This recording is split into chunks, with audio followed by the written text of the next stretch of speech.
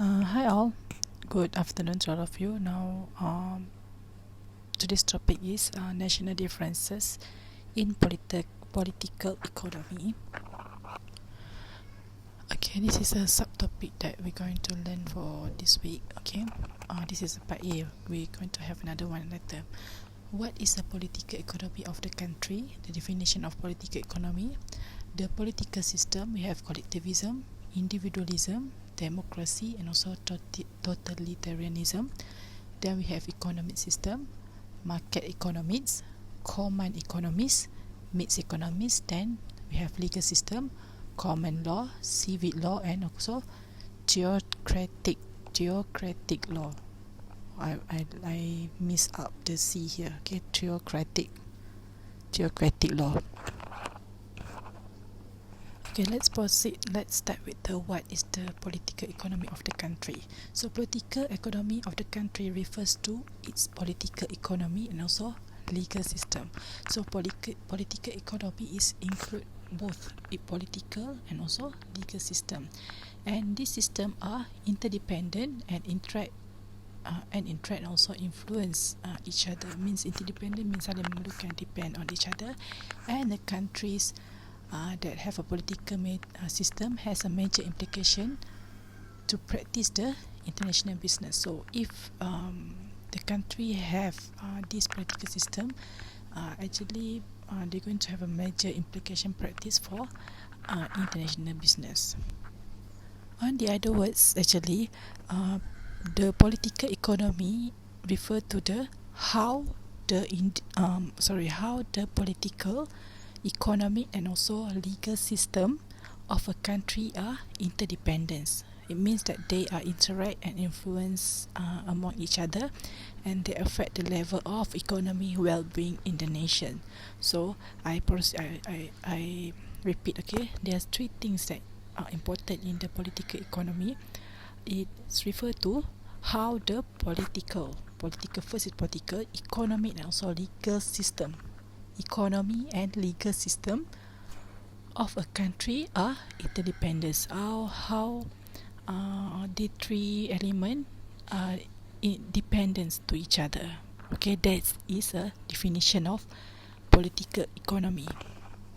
Okay, political economy that refers to the system of the government in the nation, and they are assessed according to, first, the degree to which the country emphasizes collectivism as opposed to an individualism. So collectivism and individualism we're going to learn after this, and also the degree to which country is democratic or totalitarianism. So this is for I can say the types of political system.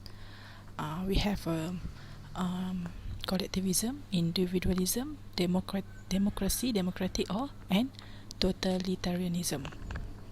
Okay, as I mentioned before, there's four types of the political system. We have collectivism, individualism, democracy, and also totalitarianism. So I'm going to explain one by one.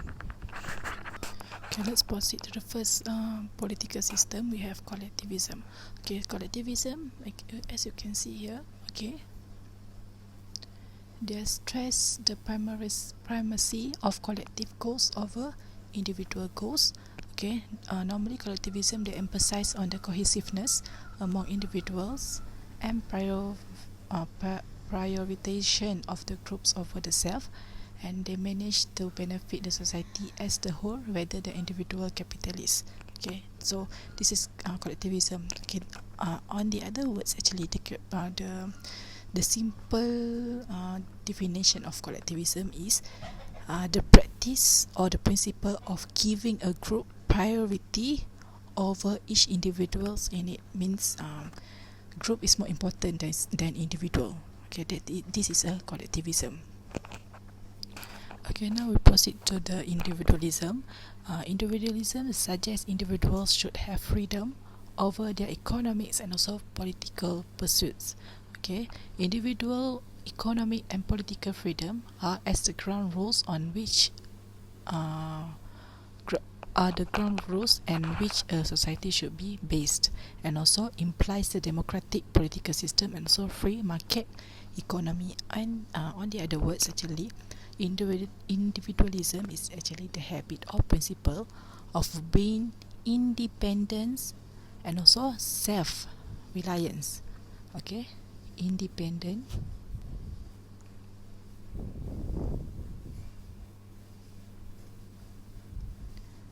and self-reliance.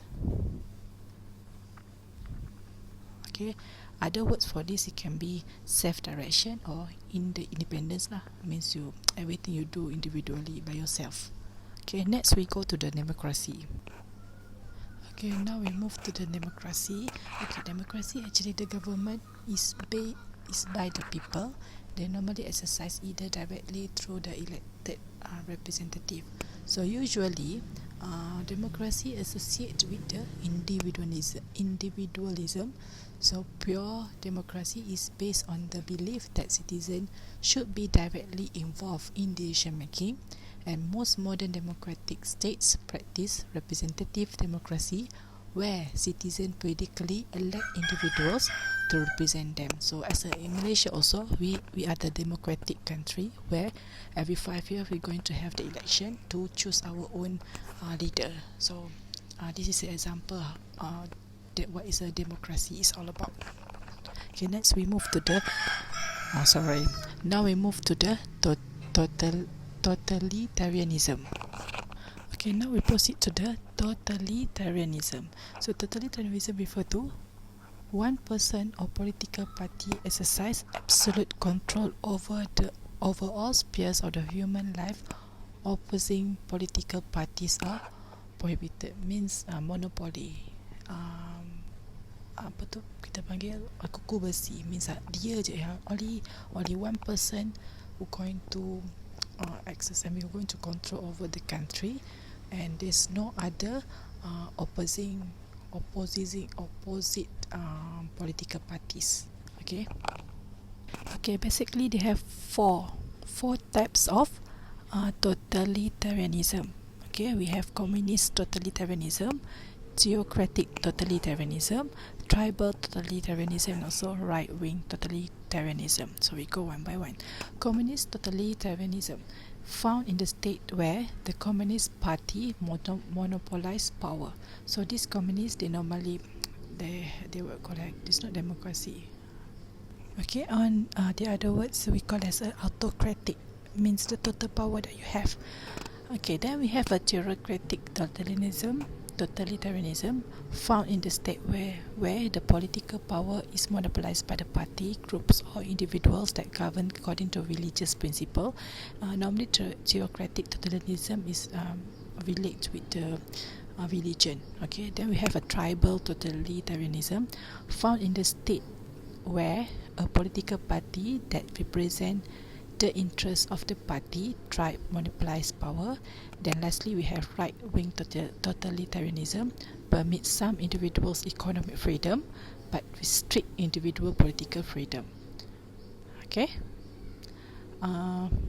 permits some individual economic freedom but they restrict individual political freedom. Okay, this is 4 types of totalitarianism. Okay, now we move to the economic system. As I told you previously, okay, economic system, we have 3 types, which are market economies, common economies, and also mixed economy. So we go one by one. Okay, first we go to market economies. So market economies actually is all productive activities are privately owned, and production is determined by the interaction supply and demand. This is supply and demand. Okay, government encourage free and fair competition between private producer. I repeat, market economies refer to all productive activities are privately owned by the individuals, and production is determined by the interaction of supply and demand. So government encourage free and fair competition between the private producers. So market economy is where the private all the productive activities are owned individually, and government just encourage free and fair competition between the individuals. Okay, then we have command economies.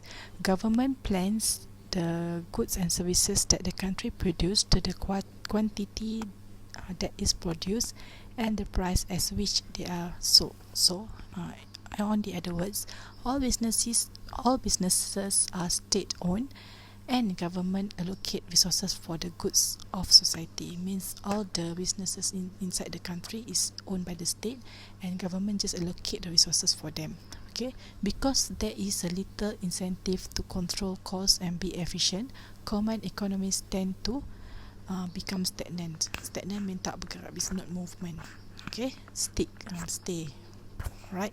Then lastly we have mixed economies.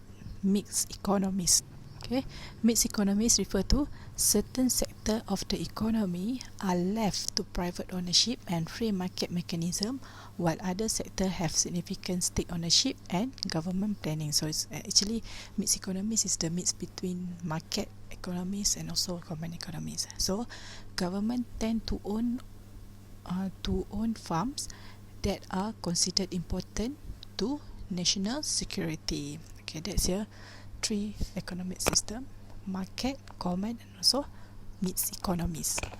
Okay, if you can see here, free market is likely in the countries where individual goals are given primacy over collective goals, while state-owned enterprise is restricted markets are common in the countries where collective goals are dominant. You can see free market more to the individualism, while state-owned enterprise is more to the collectivism. Okay, now we move to the next one. Okay, now we start with the legal system. So before we start, we must know how are contracts enforced in different legal systems. So this is the notes, alright? Okay, we go one by one. What is contract? Contract is actually the document that specifies the condition under which an exchange is to occur, details the rights and also obligation of the parties involved. So contract is actually a document that they put all the condition, all the rules and regulation inside the document. Okay, that's a contract. So contract law refer to the body of law that govern the contract enforcement. Who is govern the contract enforcement? Okay, we have two types of contracts law. We have a common law and also civil law. So under a common law system, contracts tend to be very detailed with all the contingencies spelled out. It means a common law, all the contract are like normally very detailed.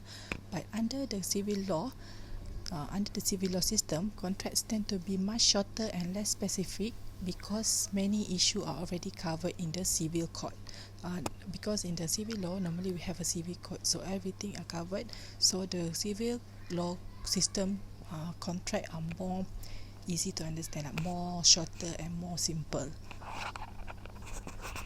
Then many countries have ratified the United Nations Convention of Contracts for the international sale of goods. We call it as CIGS, which establish a uniform set of rules governing certain aspects of the making and performance of everyday commercial contract between buyers and seller who have their places of business in different nations. So normally all the nation they use this contract only. They refer to this contract. They recognize this contract. We call it CIGS, United Nations Convention. Contracts for the international sales of goods. Okay, CIGS. So even in Malaysia also we ratify this CIGS. Okay, now let's move to the property rights and also corruption related. Let's proceed with the how are property rights and corruption related. So first we must know what is a property rights. Okay, property rights refer to the legal rights over the use to which a resources is put and over the use made of any income that may derive from that resources. So normally the rights of property ownership can be extended by using what we call patent and also copyrights to protect. So it can be the example of the patents and copyrights are, okay, we go one by one. Okay, the example of patents and copyrights are such physical resources Okay, we have horses, cars, boots, and also cell phone.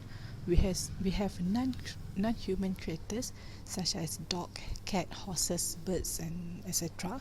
Then we have what we call as intellectual property, means your invention, your ideas, and also your words.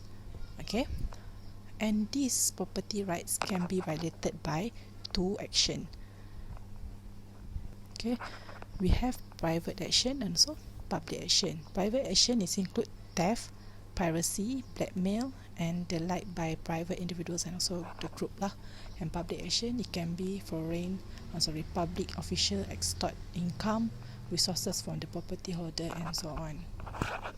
If these property rights have been violated, you can use the Foreign Corrupt Practice Act to you can refer to the Foreign Corrupt Practice Act. Okay, this Foreign Corrupt Practice Act is made it illegal for us companies to bribe foreign government officials to obtain or maintain business over which that foreign official have authority. So you cannot do these bribing things towards the for US. I mean, it's not for us. Make it illegal for you as company to bribe foreign government official to obtain or maintain business over which the foreign official has authority. So there's no bribing or no corruption in US, but people still do it. But it just inside the books only. Alright, so actually it's illegal. Corruption is illegal. Same in Malaysia also. Okay, next we move to the legal system of the country. Alright, they refer to the rules that regulate behavior along with the process by which the laws are enforced and through which redress for the grievance is obtained. So normally, basically, there are three types of legal system. Okay, they have a common law, civil law, and also theocratic law. So common law is based on the tradition, precedents, and customs. Okay, there's a common, means based on the tradition, they're not going to change.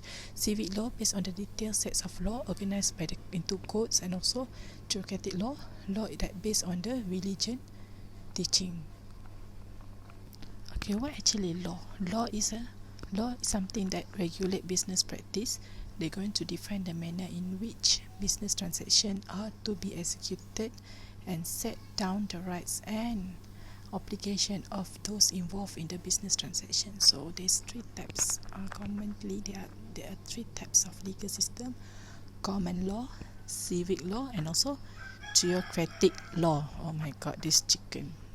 Okay, next we move to the how can intellectual property be protected. So before we start, you must know what is actually the intellectual property.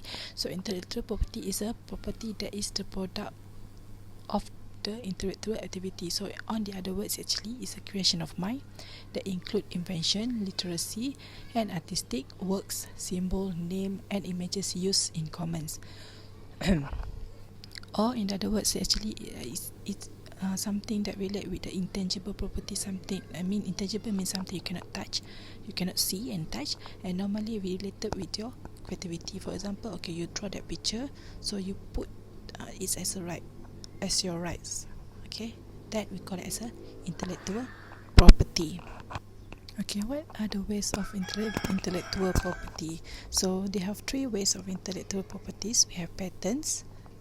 Cantik. Okay, we have patents, we have copyrights, and also we have trademarks. So we're going to see one by one. Okay, so what is this patent?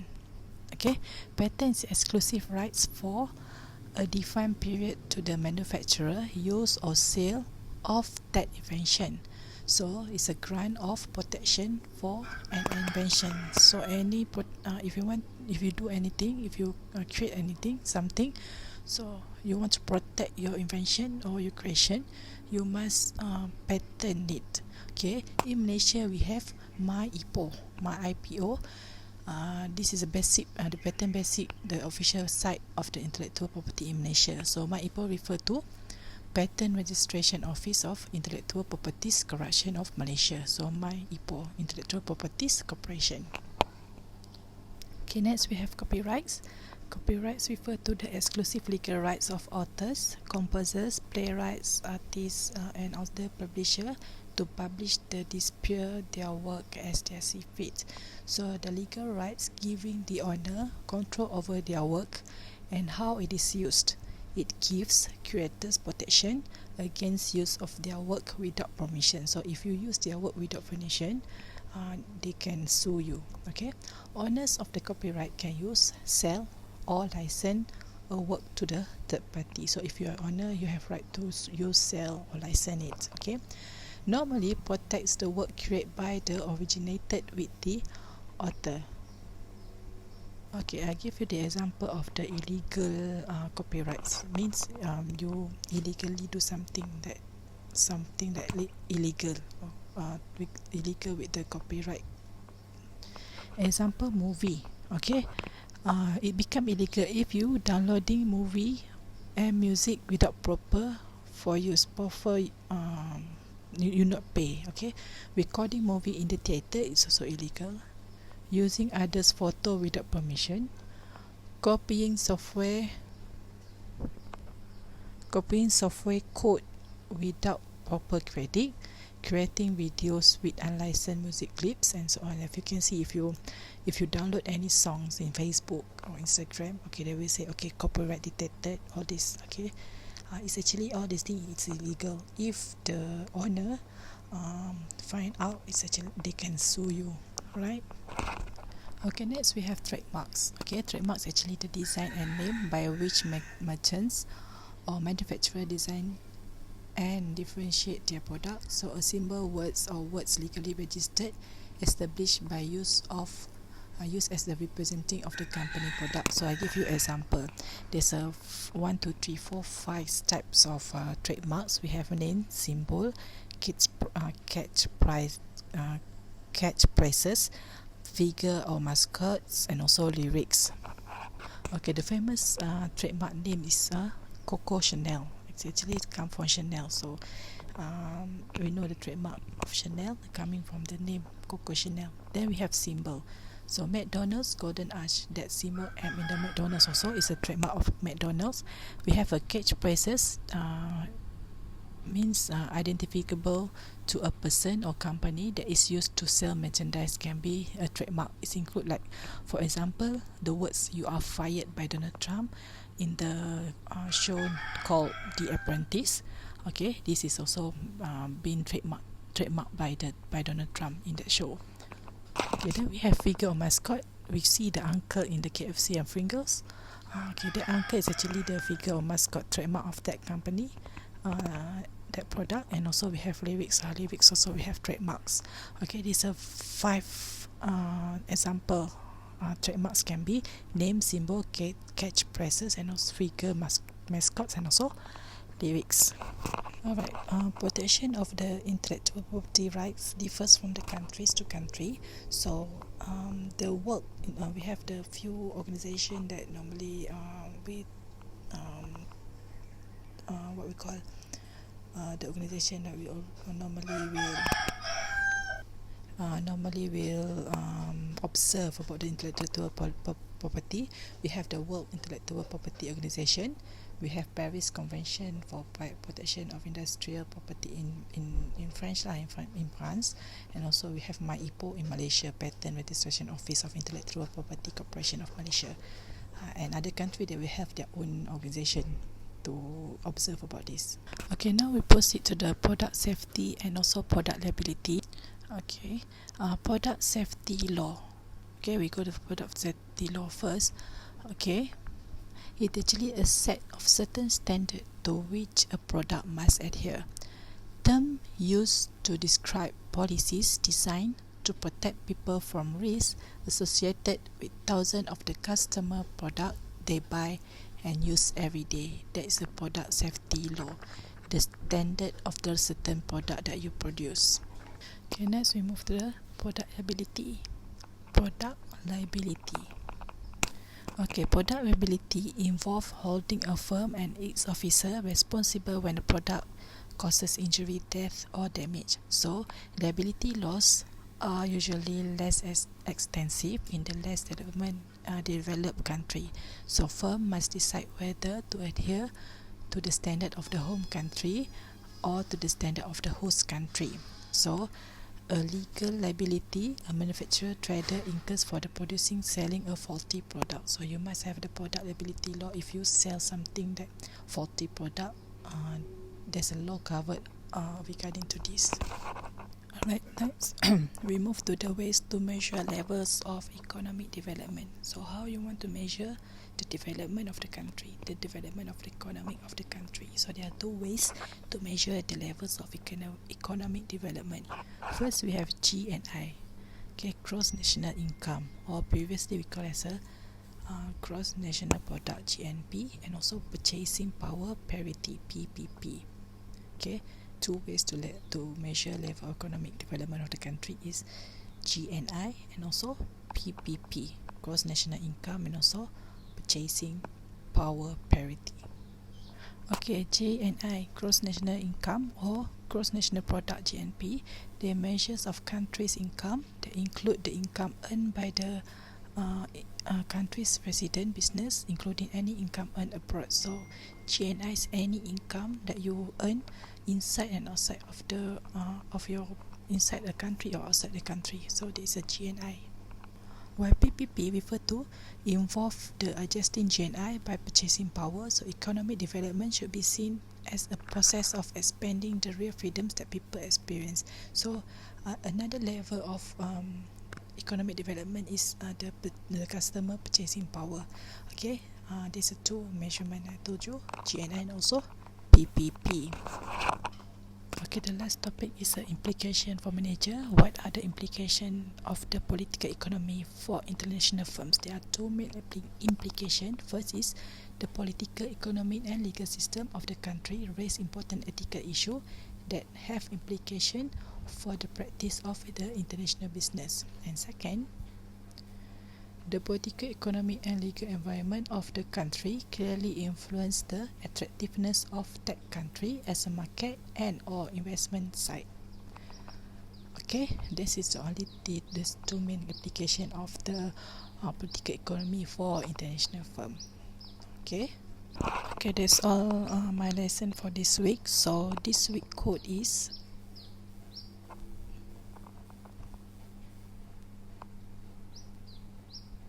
let me write again.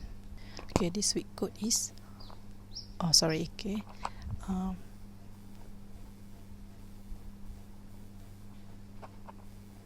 politic